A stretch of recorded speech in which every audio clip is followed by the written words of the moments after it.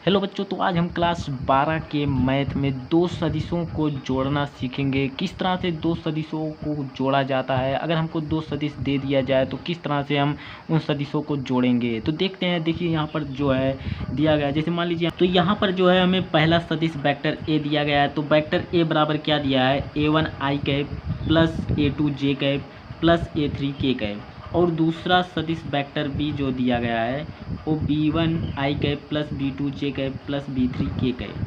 तो इस तरह से हमको दो सदिश दिया गया है। अब दो सदिश दिया गया है तो इसको हम कैसे जोड़ेंगे। तो इनको जोड़ने का मतलब जैसे वेक्टर ए को वेक्टर बी में जोड़ना है, प्लस करना है। तो यहाँ पर देखिए हम कैसे जोड़ेंगे। तो देखिए सदिश है वेक्टर ए तथा वेक्टर बी का योगफल। योगफल का मतलब होता है जोड़ना। तो हम जैसे वेक्टर ए, तो यहाँ पर vector A plus vector B, तो वेक्टर ए को वेक्टर बी में जोड़ दिए हैं, vector A plus vector B, इतना हो गया। अब जो वेक्टर ए का बराबर के बाद है ए चीज़, इसको हम यहाँ पर लिखेंगे। वेक्टर ए का इस चीज़ को यहाँ पर लिख दिए। फिर वेक्टर बी के बराबर के बाद जो चीज़ है इसको यहाँ पर लिख दिए प्लस के साथ। तो प्लस यहाँ पर भी है तो यहाँ पर भी प्लस हो जाएगा। तो वेक्टर ए का ए चीज़ है, फिर प्लस प्लस वेक्टर बी का ए चीज़ है, वेक्टर बी का ए चीज़ है। अब इसके बाद अब जो है हम वेक्टर ए के आई कैप के गुणांक जो A1 है, और इसके बाद वेक्टर बी के आई कैप का गुणांक B1, इसको जोड़ेंगे। मतलब कि A1 plus B1, A1 plus B1, जैसे यहाँ पर A1 प्लस B1, इसके बाद आई कैप लगा देंगे, आई cap A1 plus B1 I cap. फिर इसके बाद इसी तरह वेक्टर ए के जे कैप का गुणांक A2 जे कैप का गुणांक A2, यही तो है। फिर वेक्टर बी के जे कैप का गुणांक B2, इसको जोड़ेंगे। तो A2 प्लस B2, यहाँ पर प्लस लगा देंगे। फिर इसके बाद A2 plus B2 J cap हो गया, A2 plus B2 J cap. अब फिर प्लस लगाएंगे। इसके बाद अब जो है वेक्टर ए के कैप का गुणांक A3, फिर वेक्टर बी के कैप का गुणांक B3 को जोड़ेंगे, यानी कि A3 प्लस B3, इसके बाद के कैप लगा देंगे। तो इस तरह से तो दो सदिशों को जोड़ने का यह फार्मूला हो गया है। तो vector A plus vector B है, तो इनको जोड़ेंगे तो क्या हो जाएगा, वेक्टर ए के गुणांक को वेक्टर बी के गुणांक से जोड़ेंगे, इसके बाद इस तरह से आ जाएगा। तो vector A plus vector B करेंगे तो क्या आ जाएगा, A1 plus B1 I cap plus A2 plus B2 J cap plus A3 plus B3 K cap. तो अगर हम दो सदिशों को जोड़ेंगे तो ये फार्मूला आएगा। यही फार्मूला जो है दो सदिशों के योगफल का है। तो इस तरह से दो सदिशों का योगफल का फार्मूला ये हो गया। अब जो है दो सदिशों को अगर हम घटा दें, उसी तरह से अगर हम दो सदिशों को घटा दें, जैसे यहाँ पर जो है ये सदिश यही वेक्टर ए है और वेक्टर बी यही है। तो अगर हम वेक्टर ए में से वेक्टर बी को अब घटा दें, पहली बार तो हम जोड़े थे, अब की बार जो हम घटा दें तो क्या करेंगे, तो वेक्टर ए तथा वेक्टर बी का अंतर मतलब कि घटाव होता है। तो वेक्टर ए में से वेक्टर बी को घटाए हैं तो क्या हो जाएगा, वेक्टर ए के स्थान पर इतना चीज़ यहाँ पर देखिए है, फिर यहाँ पर माइनस लग गया है तो माइनस, फिर वेक्टर बी के स्थान पर इतना चीज़ है, देखिए वेक्टर बी के स्थान पर इतना चीज़ है। इसके बाद अब वैसी तरह घटाएंगे जैसे इसमें घटाए थे। तो वेक्टर ए का आई कैप का गुणांक A1 है, तो A1 हो गया यहाँ पर। फिर वेक्टर बी का जो आई कैप का गुणांक B1 है, इसमें से घट जाएगा A1 माइनस B1, इसके बाद आई कैप। फिर इसके बाद जो है यहाँ पर जो है वेक्टर ए का आई कैप का गुणांक A2 जो है यहाँ पर प्लस लगेगा। अब इसके बाद वेक्टर ए के जे कैप का गुणांक A2 जो है वो यहाँ पर हो गया। फिर इसी प्रकार से जो वेक्टर बी के जे कैप का गुणांक B2 यहाँ पर हो गया, यहाँ पर माइनस हो जाए, यानी कि A2 में से B2 को घटाएं, A2 minus B2 J cap, फिर प्लस लगा देंगे। फिर इसके बाद हम वेक्टर ए के कैप का गुणांक A3 में से घटा देंगे वेक्टर बी के कैप का गुणांक यानी कि B3। तो A3 में से अगर हम B3 घटा दें इसके बाद के कैप लगा दें, तो यही जो है ये दो सदिशों का अंतर यानी कि घटाव का जो है फार्मूला बन जाएगा। जब हमको दो सदिश दिए रहेंगे तो इस तरह से हम जो है ये फार्मूला इसी तरह से करेंगे। जैसे हमको दो सदिश दिया रहेगा तो उनके गुणांकों को यानी कि आई जे के कैप के जो गुणांक है उनको घटा देंगे।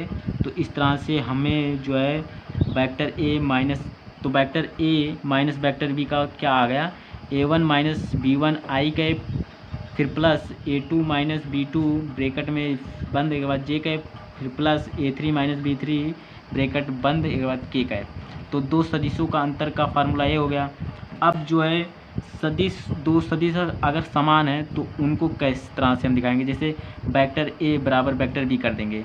तो वेक्टर ए बराबर हमको इतना दिया गया है और वेक्टर बी बराबर इतना दिया गया है। तो अब जो है वेक्टर ए बराबर जब इतना दिया गया है तो वेक्टर ए के स्थान पर पूरा इतना रख देंगे जितना है यहाँ पर देखिए। अब वेक्टर बी के स्थान पर जो है इतना रख देंगे वेक्टर बी के स्थान पर। तो अगर दो सदिश समान हैं तो वेक्टर ए के आई कैप का गुणांक वेक्टर बी के आई कैप का गुणांक बराबर होगा। फिर इसी प्रकार से वेक्टर ए के जे कैप का गुणांक और इसी प्रकार से वेक्टर बी का जे कैप का गुणांक वो भी बराबर होगा। फिर इसी प्रकार से वेक्टर ए का के कैप का गुणांक, फिर इसी प्रकार से वेक्टर बी का के कैप का गुणांक वो भी बराबर होगा। जिसे यहाँ पर दिया गया है जो a1 है वो b1 के बराबर है, यानी कि a1 बराबर b1। फिर a2 जो है वो b2 के बराबर है, a2 बराबर b2। फिर a3 जो है वो b3 के बराबर है, a3 बराबर b3। तो इस तरह से जब दो सदिश समान होंगे तो उनके जो संगत घटक होते हैं, यही घटक ये जो होते हैं क्या होते हैं, समान होते हैं। यानी कि वेक्टर ए का जो आई जे के कैप का गुणांक है और फिर वेक्टर बी के आई कैप और जे कैप और के कैप का गुणांक है। तो अगला जो है किसी सदिश लैम्डा से अगर सदिश वेक्टर ए का गुणन कर दिया जाए, जैसे यहाँ पर जो है लैम्डा वेक्टर ए, या लैम्डा क्या है, यह एक अदिश है और वेक्टर ए क्या है, एक सदिश है। तो अगर हम किसी अदिश का किसी सदिश में गुणा कर दें तो इस तरह से होगा। तो लैम्डा वेक्टर ए का मान हमको दिया गया है ऊपर देखिए, यहाँ पर वेक्टर ए का मान इतना है। तो a1 आई कैप प्लस a2 जे कैप प्लस a3 के कैप। तो इसमें अब लैम्डा का पूरा गुणा कर देते हैं तो क्या हो जाएगा, लैम्डा a1 आई कैप, फिर इसमें यहाँ पर गुणा होगा, फिर प्लस लग जाएगा, यहाँ पर प्लस देखिए लैम्डा a2 जे कैप, फिर इस लैम्डा का इसमें गुणा तो लैम्डा a3 के कैप, लैम्डा a3 के कैप। तो इस तरह से हमारा जो है किसी अदिश से सदिश में गुणन इस तरह से होता है। जो यहाँ पर लैम्डा है वो अदिश है और वेक्टर ए सदिश है। तो अब इसके आगे हम जानते हैं, जैसे अगर हमको इसके आगे यह जानना है कि अगर हमको दो सदिश दिया है, जैसे वेक्टर ए बराबर a1 आई कैप प्लस a2 जे कैप प्लस a3 के कैप और दूसरा सदिश वेक्टर बी है वो बराबर है b1 I cap plus b2 J cap plus b3 K cap. ये दो सदिश हैं। अब इन दोनों सदिशों को अगर हमें संरेख दिखाना है तो किस तरह से हम दिखाएंगे, हम जैसे वेक्टर ए वेक्टर बी संरेख हैं तो किस तरह से, तो उसके लिए वेक्टर बी जो है वेक्टर बी वो बराबर होगा यल वेक्टर ए के। इस संरेख का मामला है, जब दो सदिश संरेख होंगे तो इस तरह से होगा। तो यल यहाँ पर क्या अदिश है, तो देखिए यहाँ वेक्टर बी के स्थान पर इतना चीज़ रख दिया गया है, b1 I cap plus b2 J cap plus b3 K cap, b1 I cap plus b2 J cap plus b3 K cap, फिर बराबर यल एक अदिश है। फिर यहाँ पर जो है वेक्टर ए का मान रख दिया गया है, वेक्टर ए बराबर a1 आई कैप प्लस a2 जे कैप प्लस a3 के कैप। फिर यहाँ पर भी वही कर दिया गया है a1 आई कैप प्लस a2 जे कैप प्लस a3 के कैप। तो इस तरह से हमें रख दिया गया है। तो अब जो है हमें जो है इसको लिखते हैं b1 I cap plus b2 J cap plus b3 K cap बराबर इस यल का पूरे में गुणा कर देते हैं। तो क्या होगा, यल a1 आई कैप प्लस यल a2 जे कैप प्लस यल a3 के कैप हो जाएगा। तो यहाँ पर जो है b1, अब जो है यहाँ पर जो है आई कैप का गुणांक जो b1 है और इस तरफ देखिए आई कैप का गुणांक जो यल a1 है ये किसके बराबर होगा, वेक्टर b1 जो है वो बराबर होगा यल a1 के। फिर इसी प्रकार से जो जे कैप का गुणांक b2 है वो जे कैप का गुणांक यल a2 के बराबर होगा। देखिए b2 बराबर यल a2। फिर इसी प्रकार के कैप का गुणांक b3 जो है वो बराबर हो जाएगा यल a3 के, b3 बराबर यल a3। अब जब इतना हो गया, कहने का मतलब इसका समझ में आया ना, मतलब क्या होता है कि इसका जो संगत घटक है बराबर है, ये दो सदिश जो है, इसका मतलब समझ में आया ना कि ये जो B1 है इस यल A1 के बराबर होगा, ये जो B2 है ये यल A2 के बराबर होगा, ये B3 जो है यल A3 के बराबर होगा। क्योंकि यहाँ पर देखिए बराबर का चिन्ह लग गया, तो कहने का मतलब जो है इसका जो संगत घटक यानी कि आई कैप का जो गुणांक है इसके आई कैप के गुणांक के बराबर होगा। इसी प्रकार से जे कैप का गुणांक जो है इसके जे कैप के गुणांक के बराबर होगा। इसी प्रकार से के कैप का इसका गुणांक इस के कैप के गुणांक के बराबर होगा। तो यही चीज़ यहाँ पर हुआ है। तो यहाँ पर जो है अगर हम यल को रोक ले सब में तो क्या होगा, देखिए इस ए को इधर भेज देंगे B1 के नीचे, तो क्या हो जाएगा B1/A1, फिर बराबर, फिर इस ए को इधर भेज देंगे तो क्या हो जाएगा B2/A2 हो जाएगा, फिर इस A3 को इस B3 के नीचे भेज देंगे तो B3/A3 हो जाएगा, बराबर यल हो जाएगा। तो इतना हो गया संरेख का मामला। अब इसके आगे देखते हैं, जैसे हमको अगर सदिश वेक्टर ए दिया है बराबर A1 i cap plus A2 j cap plus A3 k cap, ये जो A1 A2 A3 है यानी कि A1 A2 A3 vector A यानी कि सदिश ए दिया है, इसके आई कैप का गुणांक जो A1 है और जे कैप का गुणांक A2 है और के कैप का गुणांक A3 है। ये जो A1 A2 A3 है ये क्या है, वेक्टर ए के यानी कि सदिश ए के दिग अनुपात हैं। ये A1 A2 A3 क्या है, दिग अनुपात हैं।